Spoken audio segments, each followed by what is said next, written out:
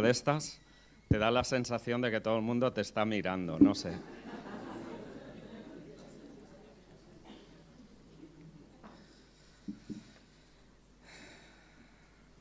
Bien, el tema de esta mañana es cómo ser iglesia en la familia.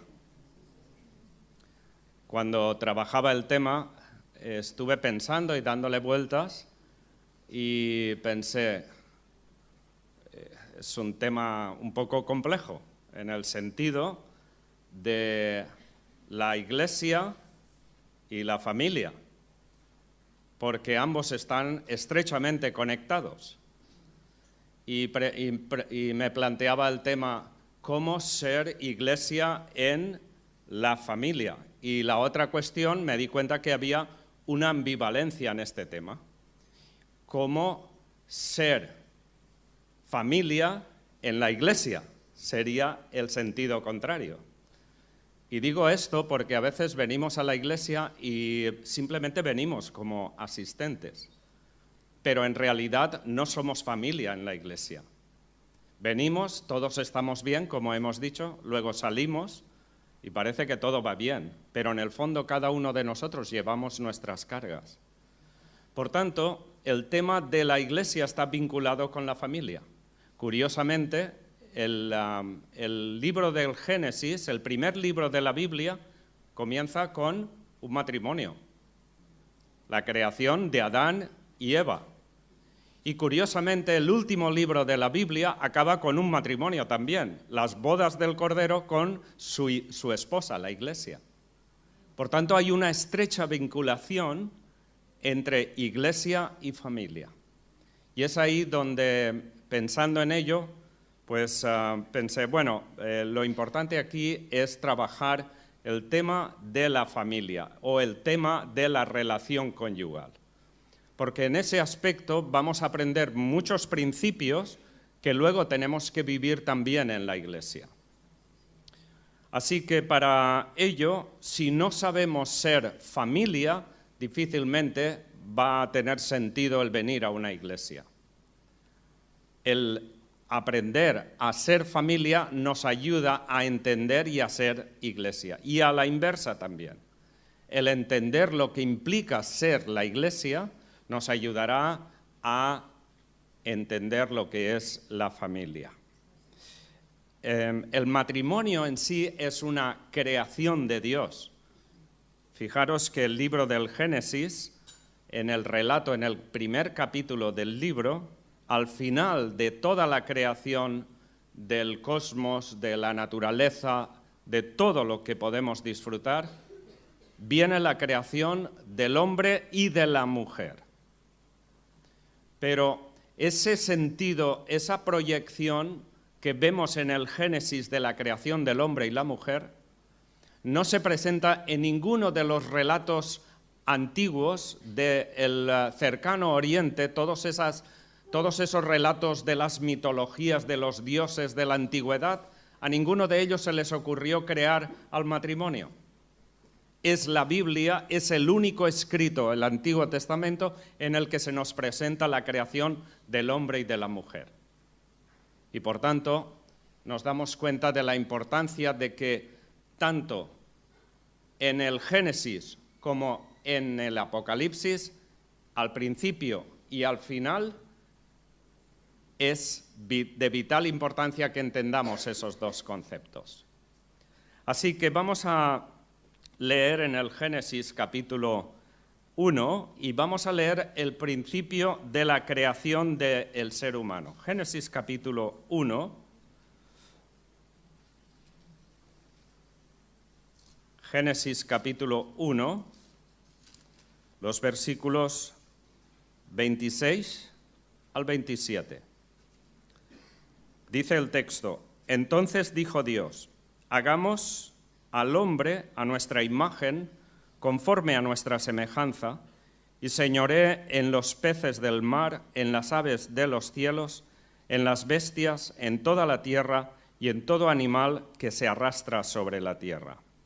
Y creó Dios al hombre a su imagen de Dios lo creó, varón y hembra los creó.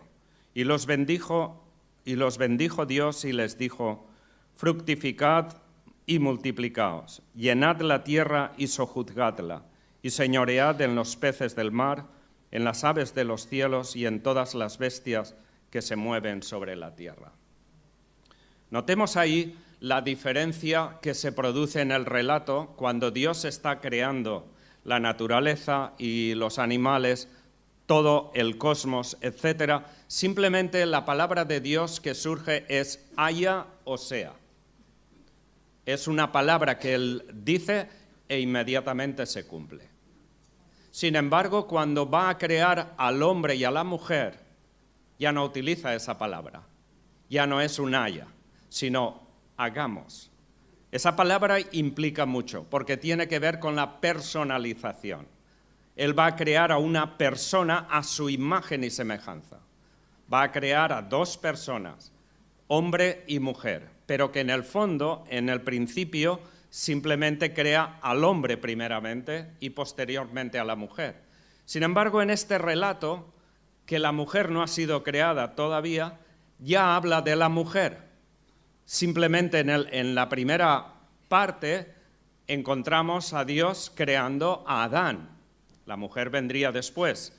Dios sacaría una costilla de Adán para crear a la mujer. Sin embargo, en este relato inicial, ya Dios habla de que el hombre y la mujer, los dos llevan la imagen y semejanza de Dios.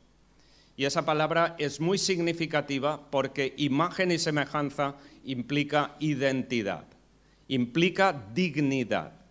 La dignidad de ambos creados a imagen y semejanza.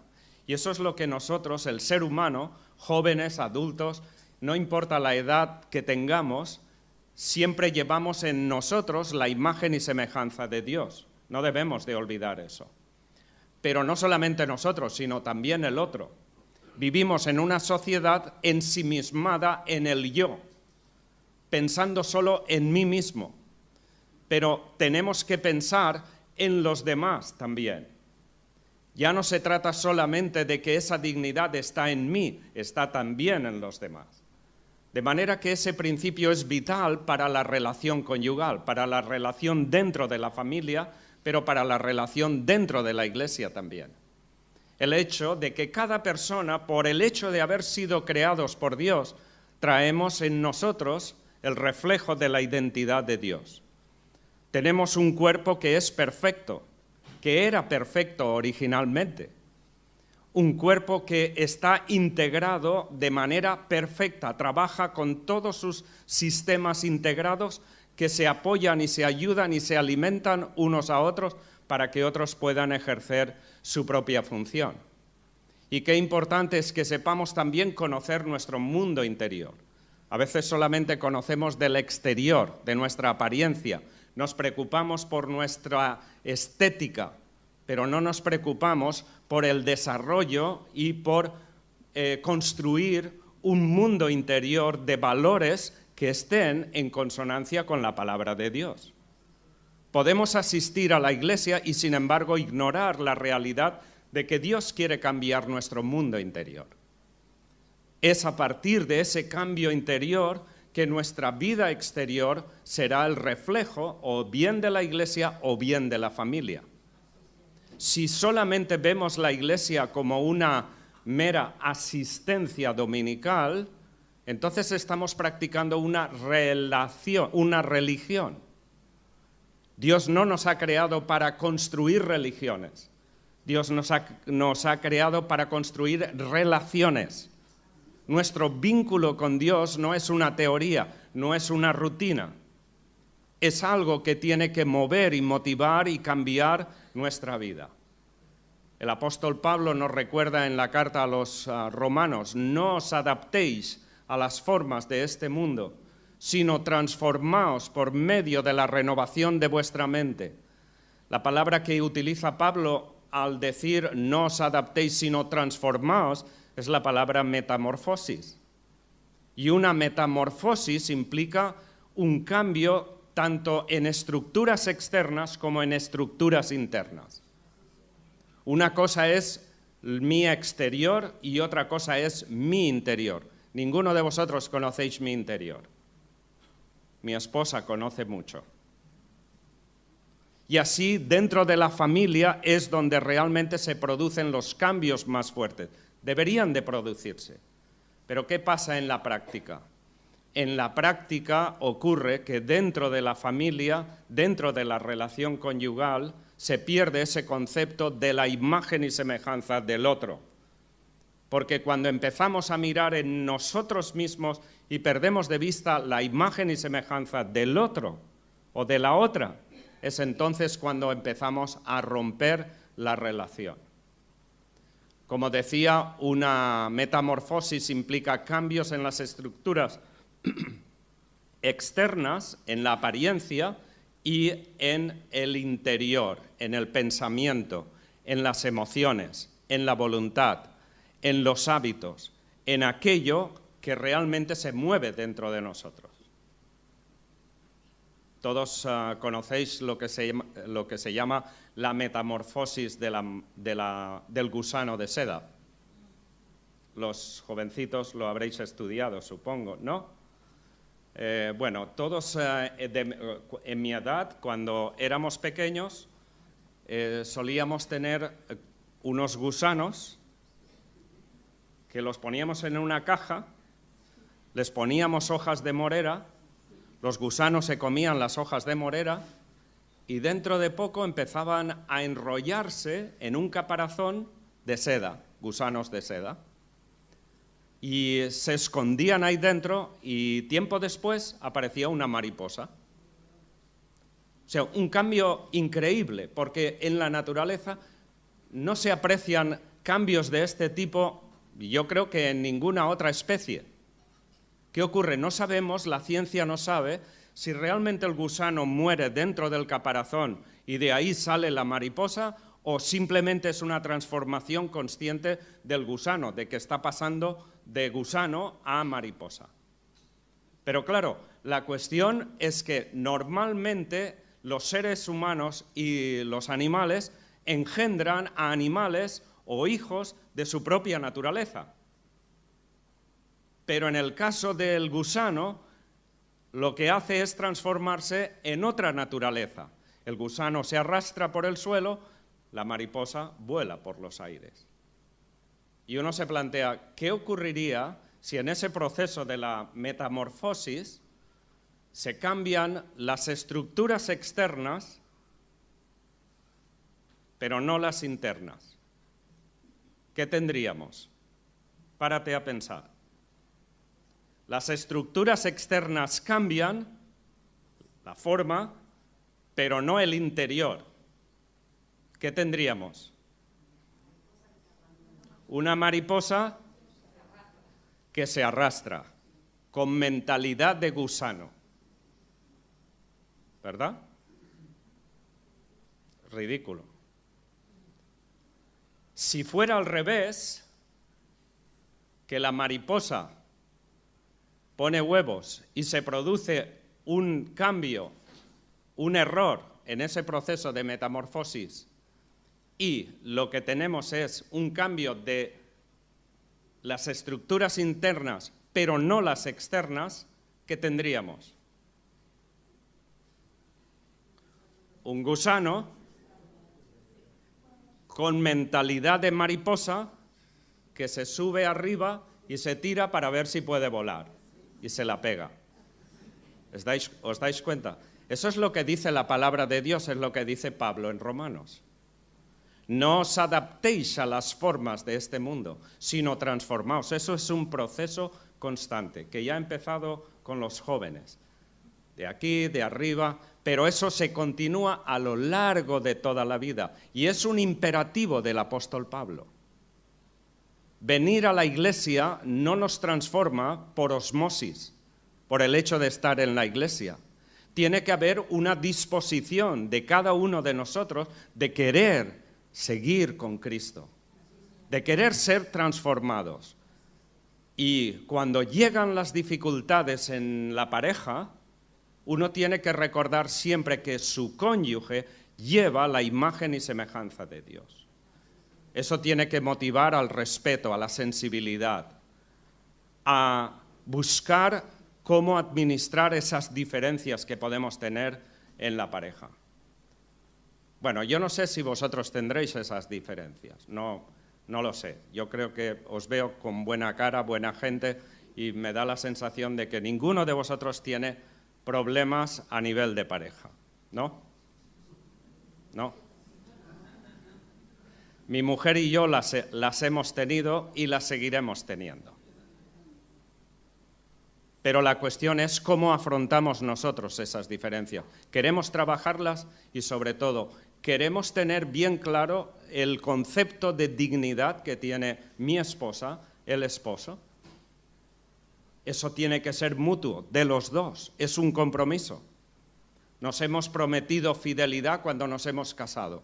Nos hemos prometido que nos amaremos hasta la muerte, y eso dura poco tiempo. Cuando vienen los problemas, empezamos a pensar, me habré equivocado. No, no te has equivocado. Has entrado en el taller de la Masía. ¿Sabéis lo que es la Masía? Es donde se entrena a los jugadores del Barça. Pues Dios tiene también un taller en la Masía donde trabaja con nuestros corazones. Ah, pero eso no es importante, lo importante es solo lo externo, la estética, la apariencia. No, Dios va a trabajar en nuestro corazón. Y eso es el por qué Dios nos creó a su imagen y semejanza. Ha creado en nosotros no solamente la apariencia, sino también la capacidad de que como seres humanos nos pongamos en nuestro sitio. Nos arremanguemos y trabajemos la familia y trabajemos nuestro lugar en la iglesia. Ahora, si funcionamos por emociones, pues todo depende de cómo me siento al día, en lugar de ejercer un control sobre nuestras emociones.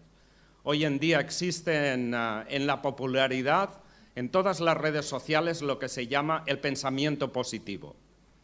Para que pensemos en lo bien que estamos, que nosotros tenemos el poder dentro de nosotros para ser maravillosos. Lo único que tenemos que hacer es romper los nudos de nuestros pensamientos, de nuestras emociones y ser libres para hacer lo que queramos.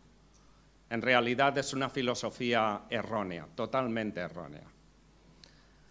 Seguramente habréis escuchado el testimonio de un cantante español hace poco tiempo, que él habló de cómo él se sentía, Alejandro Sanz. Este hombre habló y expresó el vacío que había en su mundo interior. Un hombre que tiene la fama, tiene dinero, tiene admiración de todo el mundo, es lo que todo el mundo quisiera tener, ¿no? Sin embargo, él habló y fue valiente al hacerlo, al manifestar que realmente se siente vacío. No sé dónde estoy ni quién soy. A veces pienso que ni siquiera estoy, decía él.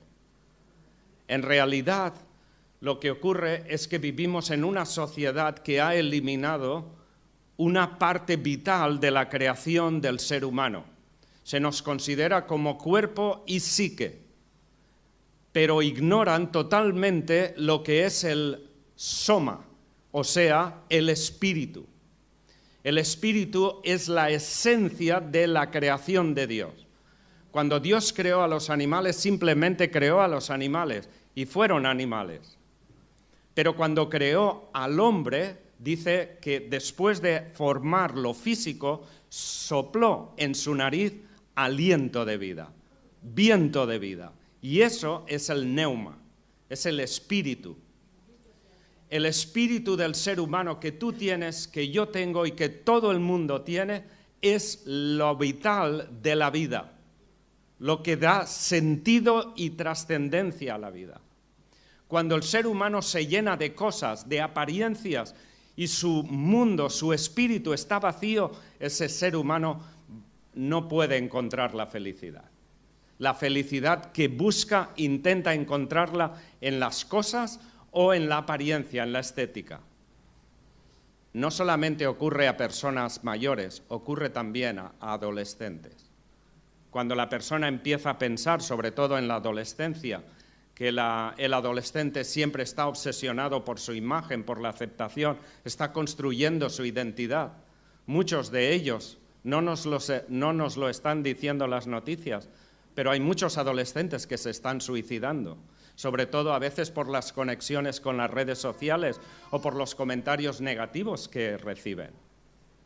En realidad, no están construyendo su mundo interior con valores eternos, con valores que realmente tienen, pero que les hacen sentir de que no los tienen por su apariencia. Qué importante es tener ese principio vital como iglesia, como cristianos, pero también como marido y mujer. El hecho de que tenemos un valor intrínseco por creación y diseño de Dios. Si eso lo perdemos de vista, siempre estaremos mirando afuera a ver el valor que nos otorgan los demás. Y ya sabéis la filosofía, tanto tienes, tanto vales. Te haces viejo, ya no sirves para nada. O sea, son cuestiones que deben hacernos pensar cómo estoy yo construyendo mi mundo interior, sobre todo en mi relación con Dios. Yo me convertí a los 19 años y después de sentir ese vacío interior de la soledad, de quién soy yo, preguntarme quién soy yo, qué es el ser humano. Y eso vino a raíz, sobre todo, de una situación que vivimos en mi familia. Una sobrina mía, nuestra primera sobrina, murió con 9 meses en un accidente y murió quemada por agua hirviendo. Es un proceso largo de contar, pero eso me hizo, a los 18 años, me confrontó con la muerte, con la realidad última que todos vamos a afrontar. Y fue en ese momento que empecé a pensar, cuando entrábamos en el cementerio de Valencia, y empecé a ver las fotos de los enterrados allí, jóvenes, niños, mayores, adultos, y empecé a pensar, ¿dónde están esta gente? ¿Qué pasa con la muerte? ¿Qué es la muerte? Claro, nadie queremos pensar en la muerte cuando somos jóvenes. ¿Verdad que no, jóvenes? No vale la pena. Sin embargo, es el fin último de la existencia. La cuestión es que fue ahí donde empecé a preguntarme cosas sobre qué es la muerte, dónde está mi sobrina, dónde están esta gente. Y finalmente me hice la pregunta, ¿dónde iré yo cuando me pongan aquí? La cuestión es que no tenía respuestas. Es ahí donde debemos de entender que cuando Jesús viene aquí, a esta tierra, a morir por el ser humano, viene a rescatarnos de una condenación eterna que el propio pecado, no Dios, sino el propio pecado ha causado en nosotros, la naturaleza del pecado.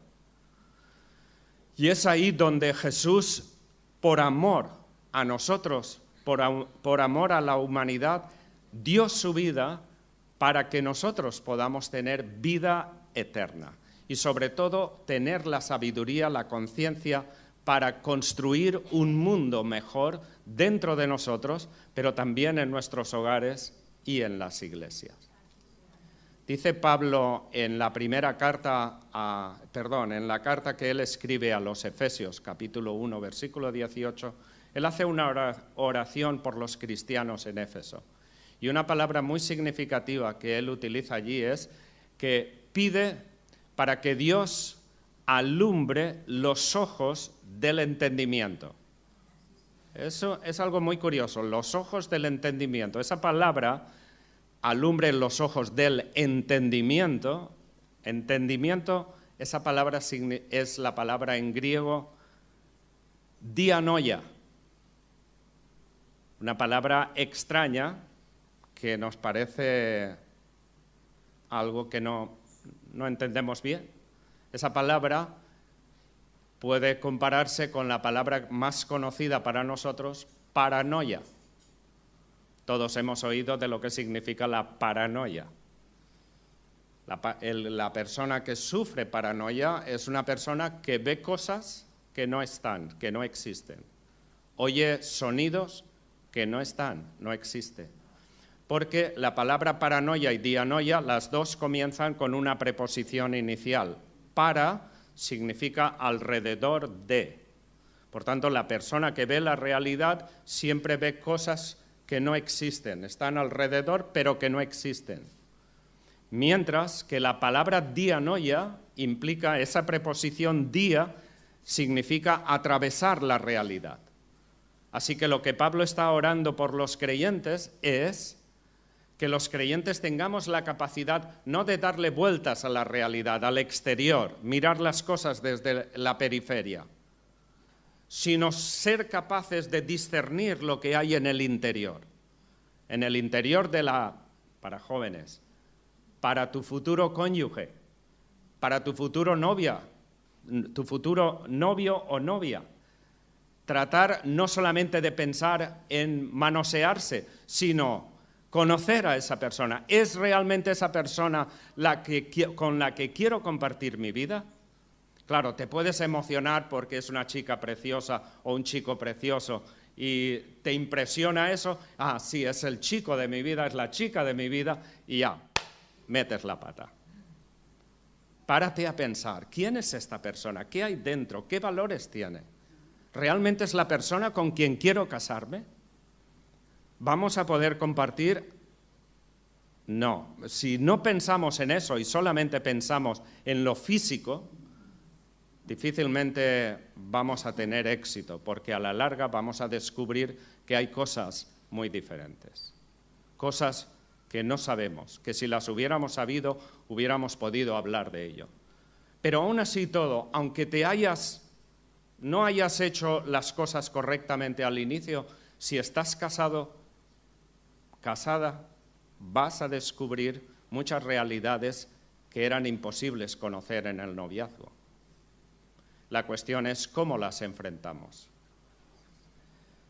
Y ahí es donde nos damos cuenta de que Jesús nos amó y se entregó por nosotros mismos.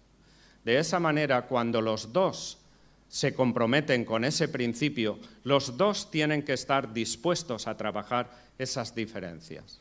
Y los dos tienen que estar dispuestos a construir una nueva realidad. Y eso es lo que nos lleva al texto en el capítulo 2, donde en el versículo 18 nos sorprende la expresión cuando dice: y dijo Dios el Señor, no es bueno que el hombre esté solo, le haré ayuda idónea. Fijaros que en el capítulo 1 se nos ha dicho que bendijo Dios a los dos, hombre y mujer, y les dijo: fructificad y multiplicaos, llenad la tierra y sojuzgadla, señoread de los peces del mar, etcétera, etcétera. Sin embargo, en ese momento la mujer no había sido creada. La mujer fue creada después. ¿Por qué en el capítulo 1, cuando Dios crea a Adán, incluye a Eva? Porque en su objetivo, cuando Dios crea a Adán, Eva ya está en su mente, o sea, en la mente de Dios. Y realmente pone en el relato, inspira en el relato, que Dios creó a el varón y a la hembra a su imagen y semejanza. Es como una protección tanto para uno como para otro. Los dos llevan esa imagen y semejanza. Pero en el capítulo 2 tenemos el relato específico de la creación de la mujer. Muchos teólogos liberales han considerado que aquí estamos ante un posible conocimiento o una posible introducción de alguna mitología de la antigüedad en el cual aparece como un segundo relato de la creación. Eso es un error porque se desconoce el principio gramatical que utiliza tanto el capítulo 1 como el capítulo 2. El capítulo 1 de Génesis utiliza una síntesis, donde se establecen las líneas generales. Es un relato muy conciso muy preciso donde se establece lo más importante.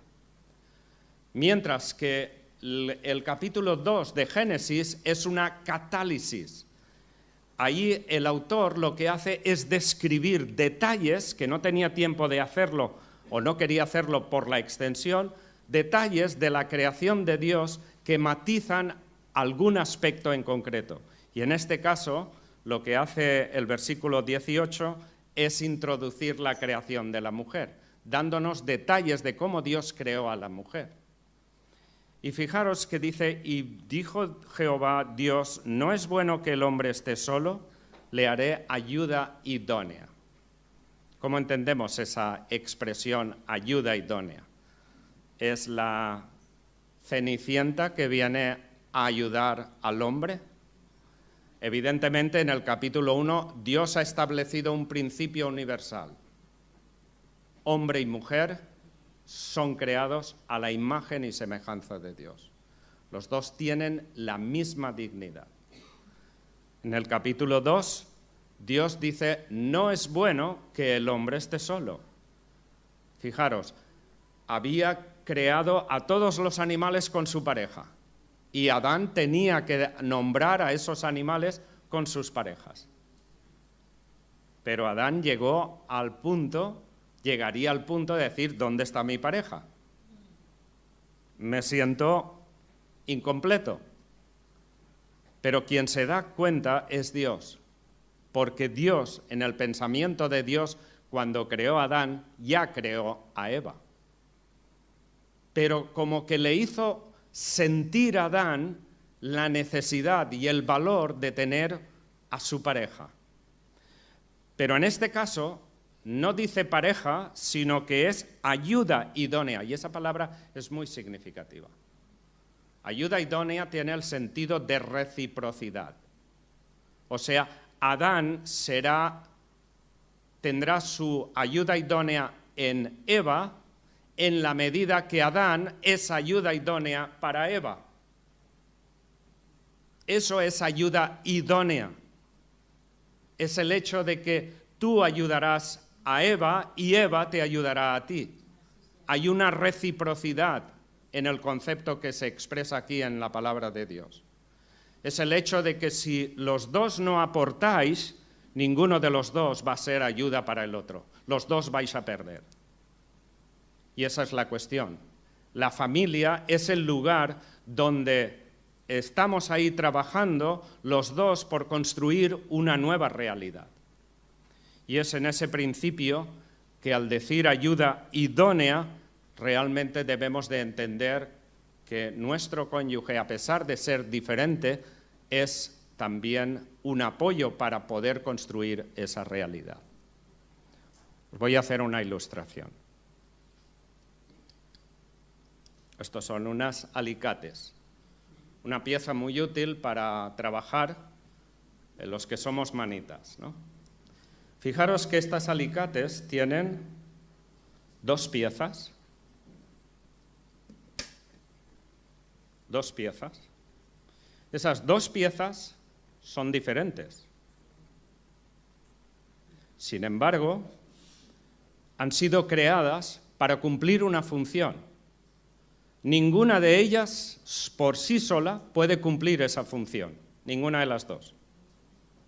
Tienen que estar juntas. Y es entonces cuando pueden ejercer la función para la cual han sido creadas. El matrimonio, la familia, hay diversidad dentro de la familia, cada uno es diferente, pero evidentemente esas piezas necesitan trabajar juntas para conseguir objetivos en la vida. ¿Cómo es posible que estas dos piezas estén juntas? Pues estas dos piezas tienen un tornillo. Ese tornillo les une y es entonces cuando las alicates pueden trabajar efectivamente. Eso es la pareja. Evidentemente esto es material, es solo una ilustración. Esto es muy fácil. Estas herramientas siempre me han obedecido, nunca se me han revuelto en contra. Las dos piezas trabajan de acuerdo a lo que yo les digo y hacen lo que yo quiero. Pero ¿hacemos eso en nuestros matrimonios? ¿Hacemos eso en la vida familiar? Siempre tiene que haber una realidad de complemento.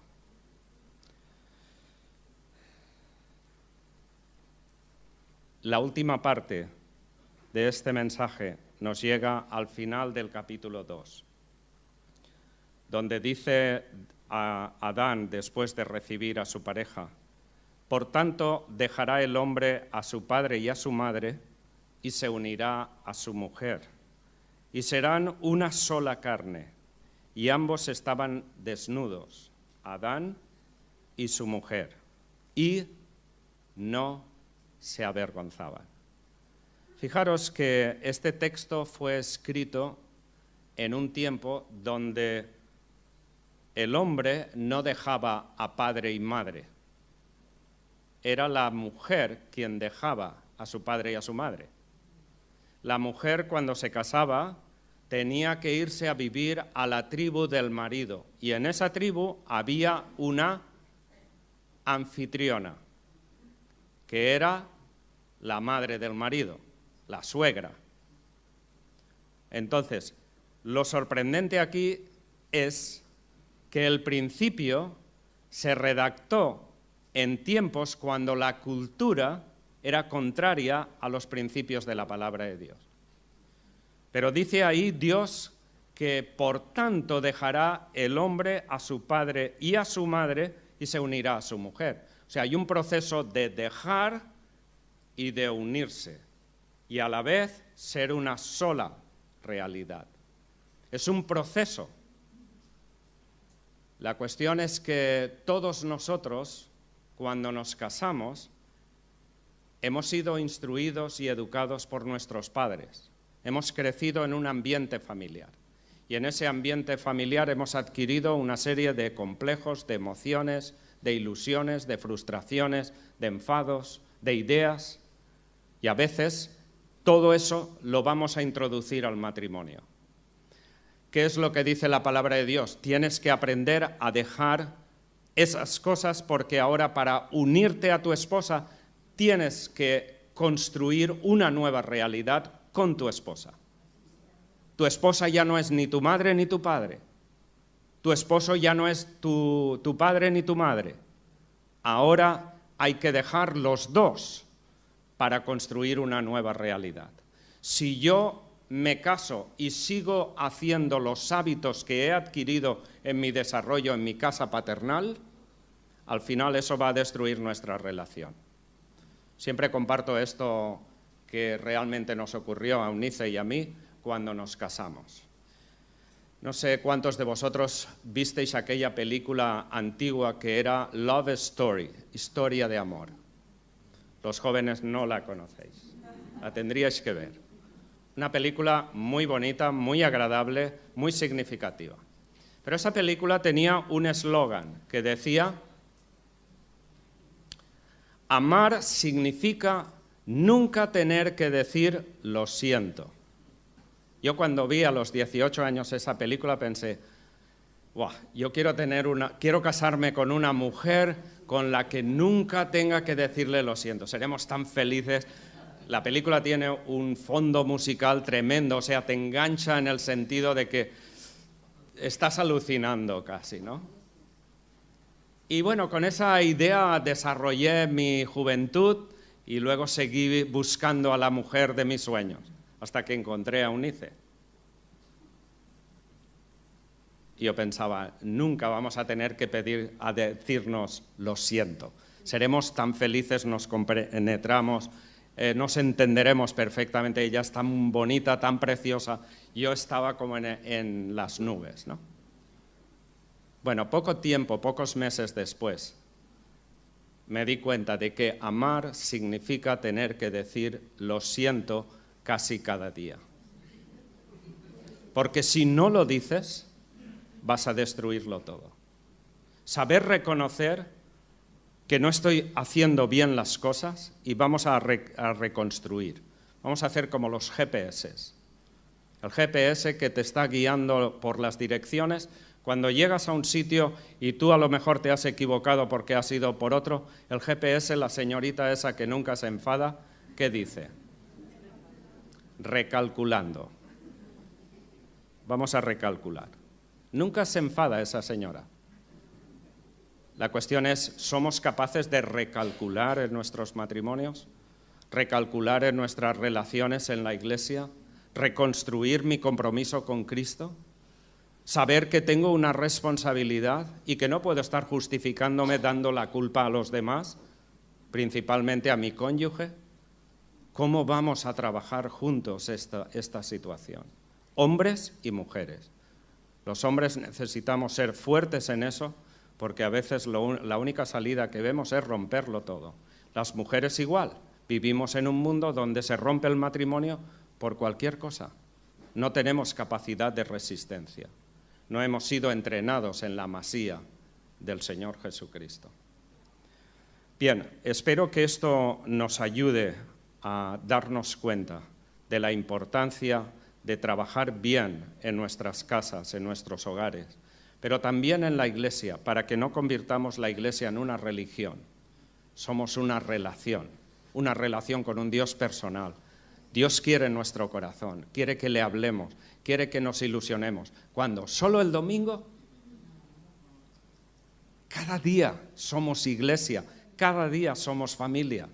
En el trabajo, cuando conduces, cuando te enfadas porque alguien te ha hecho una trabanqueta conduciendo, recuerda, imagen y semejanza.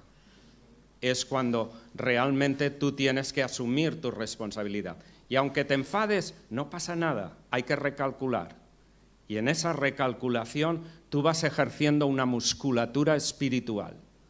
Y esa musculatura espiritual es la que te da la capacidad de resistencia y de visión para el futuro. Espero que esto nos ayude a todos a entender de que estamos en un proceso que Dios culminará cuando nos lleve a su presencia. Mientras estemos aquí, no hay nadie que somos perfectos, absolutamente nadie. Todos estamos en un proceso de perfección y Dios nos ha dado la responsabilidad para trabajar con Él y realmente seguir el proceso de santificación. Que Dios nos ayude, que Dios os bendiga. Espero que tanto jóvenes, que hay aquí muchos jóvenes, como personas adultas, casados, podamos repasar esto día a día, podamos tener conciencia de esta realidad y empecemos a mirar hacia adelante con nuestra responsabilidad. Termino con una oración. Padre, gracias por esta mañana, por este tiempo aquí con mis hermanos y hermanas. Gracias por tu fidelidad, por tu amor. El hecho de que tú nos has redimido con sangre, como recordábamos esta mañana, sangre derramada por tu Hijo para perdón de nuestros pecados. Y pido por cualquier persona que esté aquí esta mañana, que no tiene ese vínculo contigo, esa relación personal, que tú abras su corazón, que su corazón busque tu rostro y que pueda encontrar en ti la paz y el perdón que necesita, el descanso para seguir adelante con gozo, pero también con sabiduría para afrontar las dificultades de la vida. A ti, Señor, y solo a ti, sea la honra